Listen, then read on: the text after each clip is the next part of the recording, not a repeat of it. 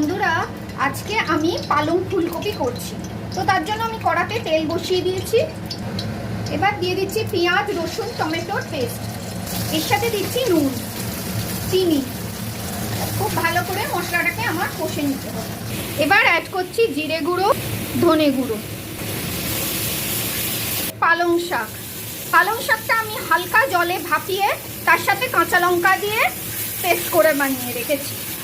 এবার দিচ্ছি টক দই। আমি ফুলকপিগুলো অ্যাড করছি। এগুলো আমি হালকা ভাপিয়ে আর হালকা করে ভেজে রেখেছি। দিয়ে দিচ্ছি কসুরি মেথি স্ম্যাশ করে। এবার দিচ্ছি গরম মশলা গুঁড়ো আর সব শেষে ভাজা মশলার গুঁড়ো। ভালো করে মিক্স করে দিচ্ছি। পালক ফুলকপি আমার সার্ভের জন্য তৈরি। ওপর থেকে আমি একটু টক দই ছড়িয়ে সার্ভ করলাম।